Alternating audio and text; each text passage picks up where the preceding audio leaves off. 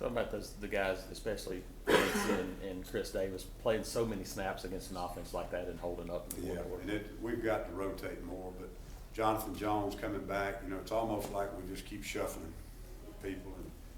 And, gosh, if we had them all healthy, I think you'd see a lot better things. Even as proud as I am of them, when they get tired, we don't have anybody to sub for them. Just every 4 or 5 series, if you can give those guys a blow. In addition to that, some of these injuries are costing us some of our best special team players, and those are concerns too. So it's great to get Jonathan back, and I'm really proud of the way Ryan stepped up. But we lost a safety at the beginning of the year to off the field issues. We lost a corner for about half the season. Now we got him back. We lost another safety who was a dime linebacker. He's gone for the rest of the season. It's hard to build consistency and high productivity when you have all that happen. I'm just really proud of how well the players have handled it. Ellis, how much better at executing the defense have your guys gotten from the start to now? They're a lot better, and we're able to put in wrinkles each week, for game planning. They're a lot more familiar with the way the whole thing, the flexibility of it. And they also, the question's good because it kind of goes along with that question. We got it guys like Ryan White and Whitehead and Ryan Smith, and some of those guys can line up in different places. Anthony Swain's played both linebackers.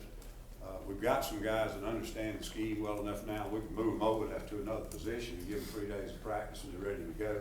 So it's been pretty important. But we've sort of also settled into who we are and what we are.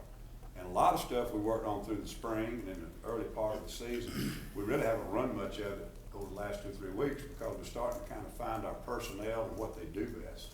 So we've been able to actually we took a pretty simple game plan in against Texas A&M, and it helped because our players mentally were able to play a little faster. Wait, when you said Ryan was learning how to play safety, is that as of Thursday? He learned that? Yeah, Josh got hurt the very last play of practice on Thursday. It couldn't have been any worse scenario. So we brought him in that morning, and Coach Harbison spent a few hours with him. Had a walk through that afternoon with the unit, and he knew the position mentally because just being a defensive back, he knows what that guy does. But the adjustments and the alignments and being in the right place and everything, and coverage, leverage, and all that, I just thought he did a magnificent job with no practice, just walk through. Basically what it was, meetings and walk through.